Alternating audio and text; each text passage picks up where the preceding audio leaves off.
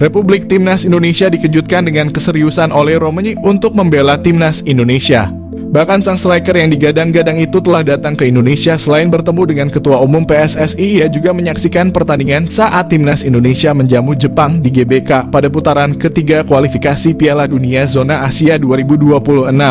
Lantas, dengan keseriusannya itu, bagaimana Ole Romenyi bisa menyesuaikan diri di lini depan Indonesia? Bahkan Ole sendiri menyaksikan di tim asuhan Sintayong sudah ada Ragnar Oratmangoen dan Rafael Struijk.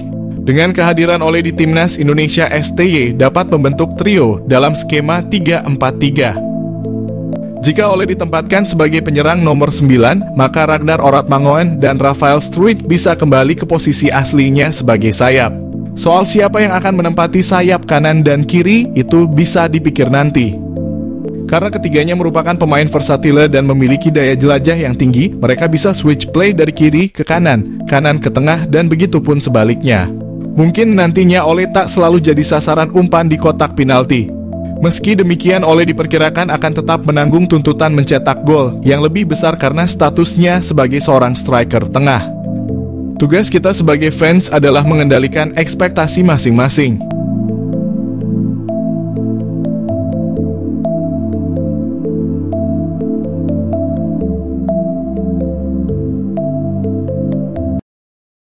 Mauro Zijlstra opsi pecahkan masalah Timnas Indonesia. Timnas Indonesia kini memiliki alternatif baru untuk mengatasi masalah di lini depan. Mauro Zijlstra merupakan pemain diaspora Indonesia yang kini berlaga di Belanda bersama Volendam U21. Teranyar, Mauro Zijlstra mengaku tengah mengurus proses naturalisasi bersama PSSI. Meski belum diketahui kapan bisa rampung, dia mengisyaratkan siap membela Timnas Indonesia. Dengan kualitas dan statistik yang menjanjikan, Mauro bisa membantu memecahkan dua masalah utama Timnas Indonesia. Masalah finishing, cetak gol. Mauro Zijlstra dengan postur tubuh yang ideal sangat layak diandalkan sebagai striker utama. Dengan postur jangkung, kemampuan dribble yang baik, tembakan akurat, dan keahlian mencari posisi, Mauro akan menjadi ancaman serius bagi pertahanan lawan. Masalah mental lini depan. Selain kemampuan teknis, Mauro juga memiliki mental yang kuat dan berani mengambil risiko. Keberanian ini terlihat dari keputusan kariernya seperti meninggalkan NEC Nijmegen untuk bergabung dengan Volendam demi peluang debut di tim senior. Saat ketinggalan, mentalitas lini depan terkadang diperlukan dan Mauro punya hal tersebut yang bisa membuat Timnas Indonesia makin kuat. Alasan Mauro Zijlstra ingin bela Timnas Indonesia. Pemain keturunan Indonesia di Belanda, Mauro Zijlstra menjelaskan alasan dibalik keinginannya untuk memperkuat Timnas Indonesia daripada Belanda.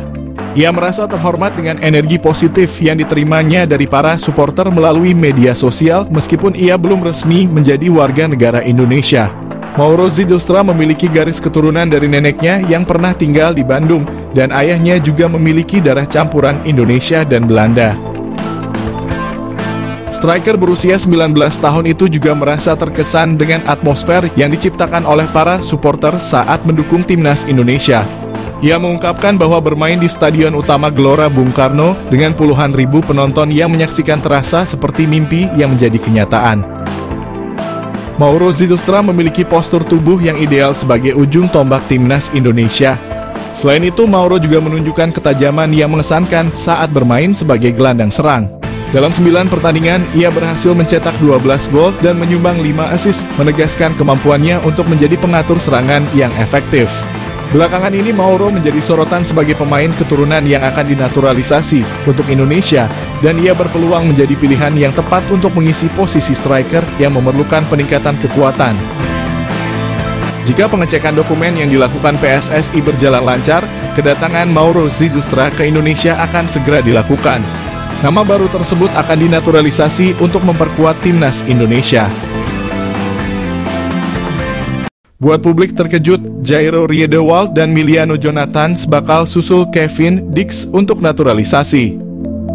PSSI kembali menjadi pusat perhatian publik setelah beredar kabar mengenai rencana naturalisasi pemain keturunan Jairo Riedewald dan Emiliano Jonathans yang disebut-sebut akan menyusul Kevin Dix. Kabar ini memicu beragam respons dari para pencinta sepak bola tanah air yang menantikan kehadiran pemain-pemain dengan kualitas internasional untuk memperkuat skuad Garuda.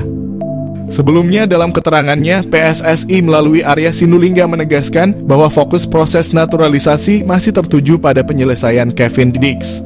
Namun diketahui kini Kevin Dix telah resmi WNI pada 8 November 2024 lalu. Kevin Dix memang menjadi salah satu pemain yang sudah lama diincar untuk memperkuat lini belakang timnas Indonesia, khususnya dalam menghadapi kompetisi internasional yang akan datang. Selesai proses Kevin Dix menjadi WNI, pecinta sepak bola tanah air pun berharap PSSI juga segera memproses naturalisasi Jairo Riedewald dan Miliano Jonathan. Perlu diketahui meski Jairo dan Miliano menjadi pemain yang ramai diperbincangkan patut untuk menembus dan memperkuat timnas Indonesia, proses naturalisasi pemain itu tidak dapat berjalan dengan mudah. Maka terkait rumor mengenai Jairo Riedewald dan Miliano Jonathan yang disebut-sebut akan menyusul Dix, Arya menjelaskan bahwa saat ini belum ada kepastian mengenai hal tersebut. PSSI masih belum memberikan lampu hijau untuk memulai proses naturalisasi bagi kedua pemain itu. Meski begitu, kehadiran nama-nama pemain keturunan ini tetap menjadi sorotan, terutama bagi publik sepak bola yang berharap agar timnas Indonesia bisa semakin kuat di bawah dukungan pemain-pemain dengan pengalaman internasional. Diketahui bahwa Jairo Riedewald merupakan pemain yang sudah berkarier di berbagai klub Eropa, sehingga kehadirannya diharapkan mampu menambah ketangguhan timnas Indonesia. Dengan pengalaman bermain di liga-liga luar negeri, akan menjadi daya tarik tersendiri bagi penggemar sepak bola Indonesia. Miliano Jonathan target naturalisasi timnas Indonesia. Suntikan tenaga tengah atau sayap, timnas Indonesia telah bertekad lolos ke putaran keempat kualifikasi Piala 2026. Untuk memuluskan misi itu, timnas Indonesia dikabarkan akan menambah kekuatan baru.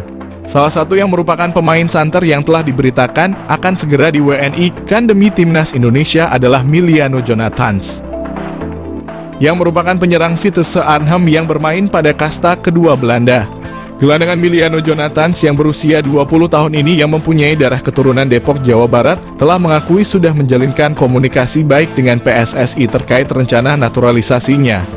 Apabila semuanya akan berjalan sesuai rencana, maka PSSI ini akan segera memproses naturalisasi Miliano Jonathan sama seperti saat mereka melakukan terhadap Eleanor Reinders dan Mads Hilgers.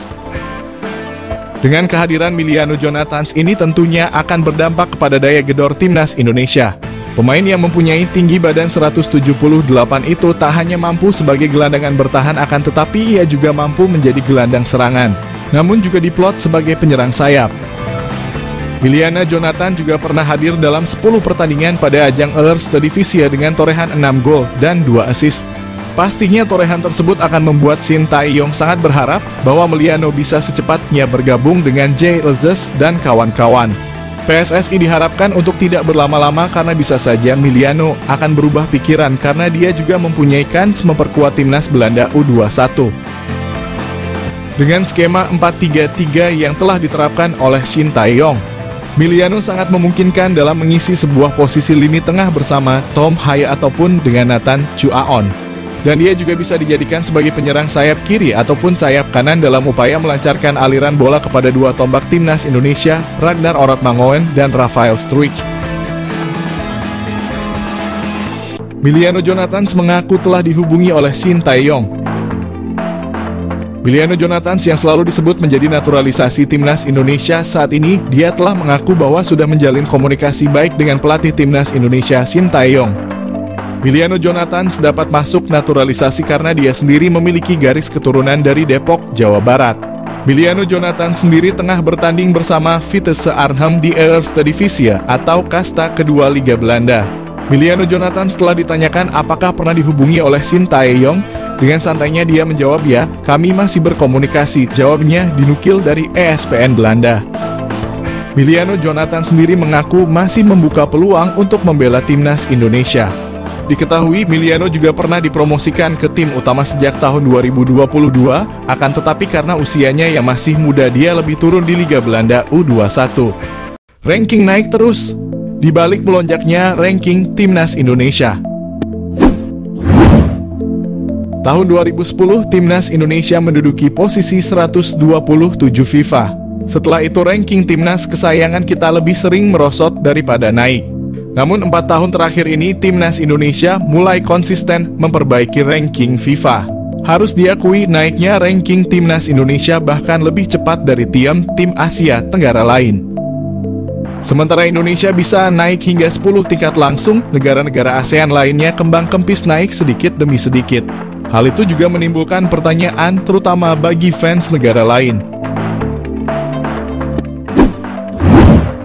Sejak kapan ranking selalu naik? Kalau ditelusuri kembali, ranking Indonesia mulai sering naik sejak tahun 2021. Meskipun bukan berarti Indonesia tidak pernah turun. Setidaknya kalaupun rankingnya merosot, tidak terlalu banyak jika dibandingkan dengan tahun-tahun sebelumnya. Pada tahun 2010 Indonesia pernah menduduki peringkat 127. Namun merosot jauh hingga 15 peringkat setahun berikutnya menjadi 142. Lalu melorot lagi hingga menjadi 156. Bahkan Indonesia pernah turun ke peringkat 179 di tahun 2015. Barulah pada tahun 2021 penurunan ranking Indonesia tak sampai 3 peringkat. Pada Agustus 2021 ranking Indonesia sempat turun dari 173 ke 174. Lalu turun 1 peringkat lagi di bulan berikutnya. Setelah dalam 2 bulan hanya turun 2 peringkat saja, Indonesia lalu naik langsung 10 peringkat di bulan berikutnya. Pada Oktober 2021, Indonesia sudah duduk di posisi 165. Di bulan Maret 2022 ketika Indonesia naik dari 160 ke 159. Lalu di akhir tahun 2022 saat Indonesia menduduki posisi 151 dari sebelumnya 152. Dan yang terakhir di perhitungan terbaru, yakni Juli 2024, Indonesia naik ke posisi 133. Kalau ditanya apa faktornya Indonesia naik pesat, jelas bukan Gianni Infantino, melainkan Shin Tae-yong. Bukan karena taktik atau kemampuan Shin Tae-yong. Namun yang perlu diapresiasi adalah visi dari Shin Tae-yong itu sendiri bertekad untuk memperbaiki ranking FIFA Timnas Indonesia. Berkali-kali Shin Tae-yong bilang bahwa target pribadi jangka panjangnya untuk Timnas Indonesia adalah 100 besar FIFA.